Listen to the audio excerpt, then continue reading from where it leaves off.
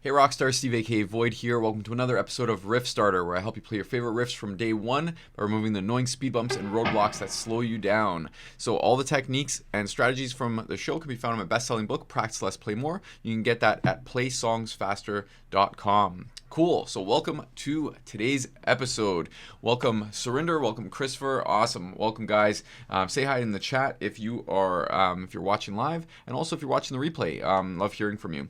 So yeah, this riff is killer. So this, if you didn't see the intro, we're gonna be playing some Def Leppard, and this is just a great riff. I mean, it's arguably their biggest song, biggest riff of their entire career.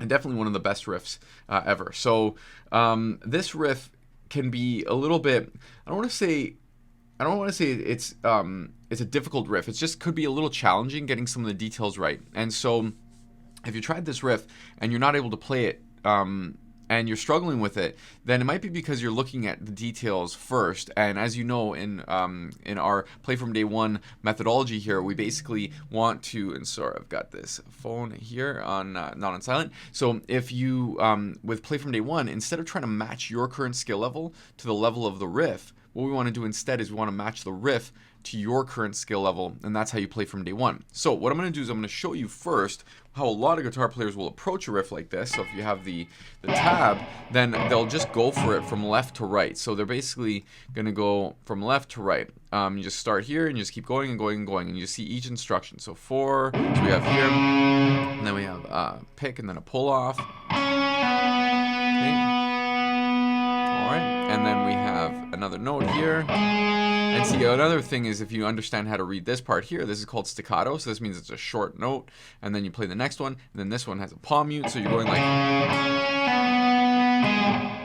and then you do 2 palm mutes, and then this one has a vibrato, and you can hear how everything sounds very, everything is, so I gotta fix that. So everything is very like staggered. It's not really something that sounds musical, and this happens so much when you are when you're practicing. Or this, you run the risk of doing that, and that comes from trying to match your current skill level to the level of the riff, and that's including all the details right away. And what we want to do instead is we want to take the riff, we want to match it to your current skill level, and that's how you play from day one. So what we're going to do on the show, I'm just going to offer some suggestions, some simplifications that you can use in order to get your fingers on this riff first and play it musically, so you can play along with the record, and then you build from there. So first you match it to your current skill level, you play from day one, and then you upgrade until it sounds like the original, or until you're satisfied. That's how we do this, okay?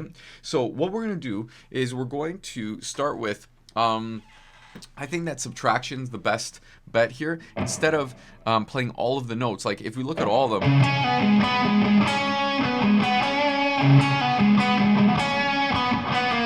like there's quite a few in between notes that if we just get the essence, okay, if we just get the essence of the riff, then you can hit play on the track, pretend like you're on stage with Def Leppard, and you can do something like this: 1, 2, 3, 4.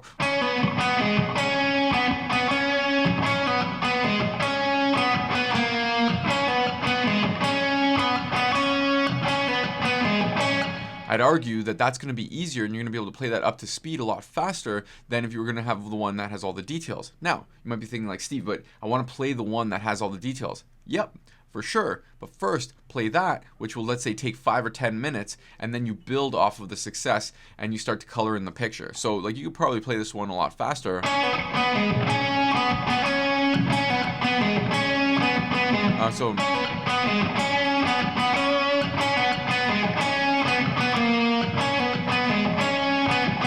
Okay, so this is basically simplified, where we subtract a lot of the in-between notes. Okay, that's the first thing that I would do. And also, when I do add in more of those notes, so I could add in the first note here, this C sharp on the 4th fret of the 5th string. 1, 2, 3, 4, 1.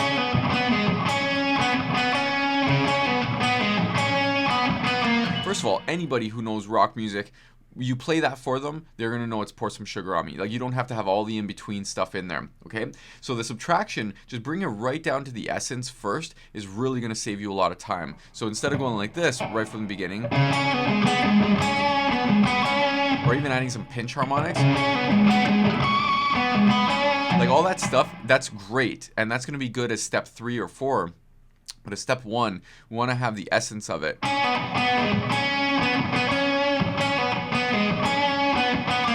Okay, so we want to make sure that we have the essence, we play along with the track, and then once we tick that box, so I call that playing from day 1, then we're able to upgrade from there. So we add the root note.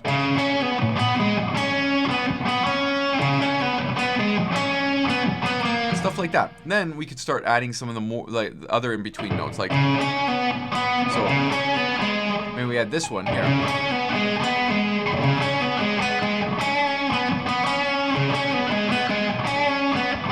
And you start seeing how, like, if you succeeded at step 1, you have the play from day 1 version, then you upgrade it, then that's going to be that much easier because you have the play from day 1 version. Then the next upgrade is going to be even easier because you have these other 2 versions, and you just basically keep building like that.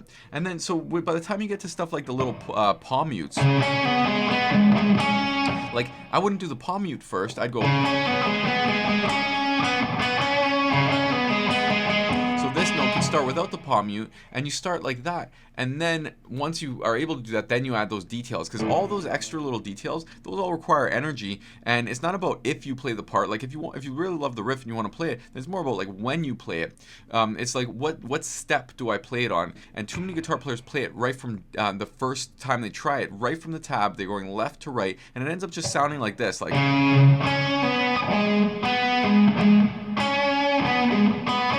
Really sounds like it flows. So okay, and then you start adding the little bits, again, like the palm muting, the vibrato, any of the pinch harmonics, the staccato notes, all that stuff, all those extra details, those could all happen last. That's like the icing on the cake. Okay, one other thing, if that doesn't work over here, what you could also do is you can even relocate. So subtraction's one, relocation is another one, another strategy for simplifying. So all the same strategies, subtraction strategies I was mentioning could all happen here, but you play it on the 9th fret of the 6th string instead of the 4th fret of the 5th string, because maybe you're hitting the open string too much or something like that. Maybe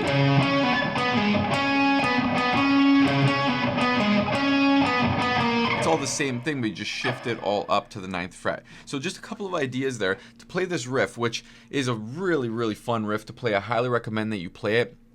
And I'd put the track on. Always have the original track on there and play along with it, because as a guitar player, you don't just want to play by yourself. You want to hear what it sounds like against drums and against vocals and all that. You want to make sure that you have that, because that's really what trains a complete guitar player. So that's basically it. That is Pour Some Sugar on Me. Great track, great riff. And so again, instead of trying to match your current skill level to the level of the riff, match the riff to your current skill level. That's how you play from day 1. Okay, so I hope you enjoyed today's episode, and I see here that we've got sort of, when are you gonna riff start one of your one of my power ballads? Cool. I'll think about that. I hope that you enjoyed today's episode. This was a simple one. Some subtraction and some relocation was really all it took. But play along with the record as much as possible. Okay, so don't worry about a metronome. Make sure you play with drums and the vocals and get all that stuff happening. Imagine that you're standing on stage with the band, and you're gonna have a lot more fun. It's gonna be way more productive. And then again, you upgrade until it sounds like the original, or until you're satisfied. So I hope you enjoyed today's episode, and we'll chat soon. Take care.